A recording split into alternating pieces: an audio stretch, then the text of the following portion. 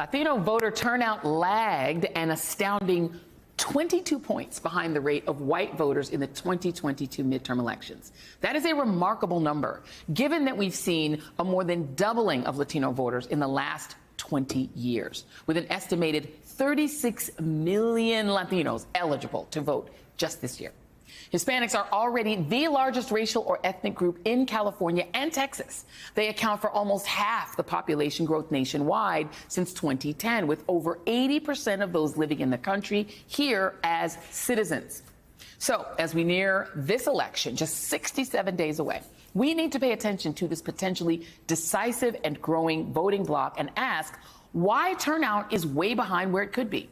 Joining me now is contributor Paula Ramos, Maria Teresa Kumar, president and CEO of Voto Latino, and Mike Madrid, co-founder of the Lincoln Project and the author of The Latino Century, How America's Largest Minority is Transforming Democracy. Thank you all for being here. Paula, I'm going to come to you first because you are constantly in the field. You're talking to these voters. It is kind of one of the puzzles that this is the largest non-white group in America, full stop, Exactly. More than black voters. But the voting turnout is really low. It's almost like half their voting strength. Why?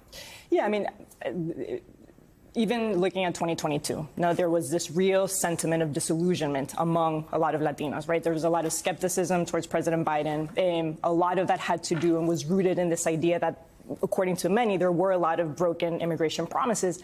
And then suddenly, in the last 2 weeks, I've started to hear the Si se puede again. No? Yeah. And that is once again this idea that perhaps yes, what was missing, the yes we can, but the si se puede in Spanish is so intentional. Yeah. And it points to this idea that it wasn't that the Democratic Party was fractured. No? It was that what was missing was injecting the inspiration, the hope and change that Barack Obama did. Yeah. And it is working. You do see Latinos being mobilized. That's sort of the messaging standpoint. And then on the other flip side, it's Republicans. No? The moment that this country turned into majority-minority, no? Yeah. The understanding that Latinos are at the heart of the multi-ethnic coalition that is leading to that change, there is a concerted effort to stop that growth. And all of that is also being fueled by this conspiracy theory that is overshadowing everything, which is this idea that non-citizens, exactly, great replacement theory and this idea that non-citizens are voting. And you put those things together.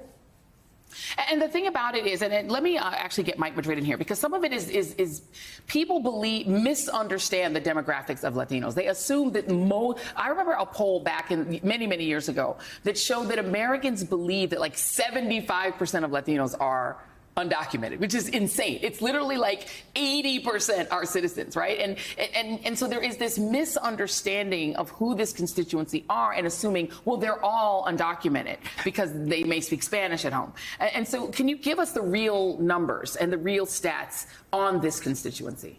And also how different it is across the country, because it's regionally very different. Yeah, it's actually not as different as we think it is. What is happening, this Latinization of America, is an extraordinary demographic transformation. It's what I try to explore in the book here. You actually mentioned a lot of it in your intro with this 7% growth over just the past decade. It's overwhelmingly U.S. born, right? A lot of this is what is happening with this balancing between the two parties. There's a demographic explanation for it as much as there is a political explanation for it. So I think you accurately pointed out, this is the largest ethnic group in America at this point.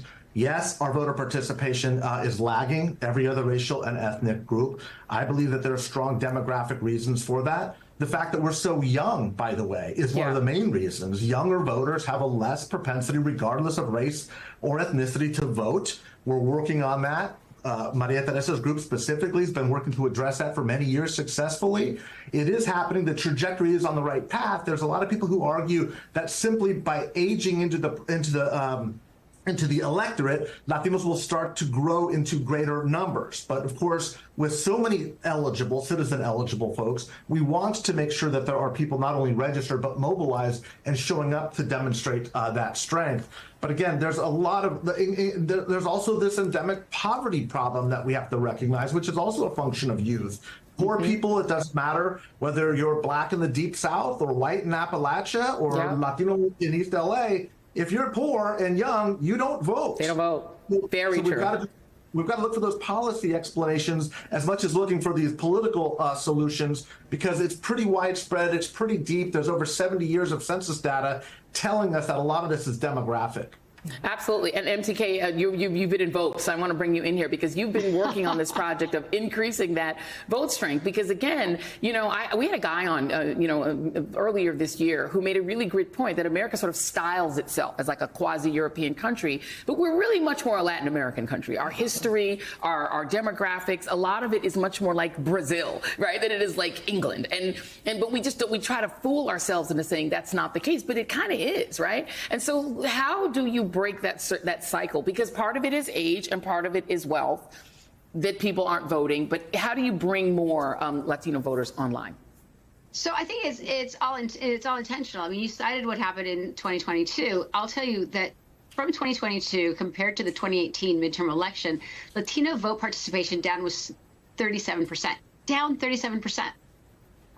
But if you look at who turned out in 2022, it was people over the age of 40 years old, and it was disproportionately individuals that were Republican, because what the Republicans did was invest in older Latino voters for turnout. However, when it came down to young voters under the age of 40, turnout was an abysmal 24%. And that was because the Democrats read the headline, internalized it, and said, oh my gosh, Latinos, maybe they're fleeing Republican. So there was a major lack of investment when it came to communicating to young Latinos that the issues that they cared about in 2022 were on the ballot. And I think what we're seeing now with Kamala Harris is that she's meeting voters where they are. I can tell you anecdotally, just from our work, since the moment she came on the ballot, we have registered over 110,000 registered voters. But the key is that 65% of them, Joy, are under the age of 25. I've been doing this for a minute. I have never seen that type of enthusiasm. But it's not just because of what she represents. It's to Mike Madrin's point, is that she's talking about policy they care about. The number one issue for 18 to 29-year-olds in this country who are Latino, in North Carolina, in Georgia, in Texas, in Arizona, the number one issue is housing, it's rent. And so when she came out with a policy just last week, meeting people where they are, talking to them about providing affordable rent, affordable mortgages, that all of a sudden perked their interest, because like, wait a second, she is someone who identifies me as a child of immigrant experiences, but at the same time understands that what's making me struggle is whether or not I can balance the budget to feed myself or make my ends meet at the end of the month. And that is transformational.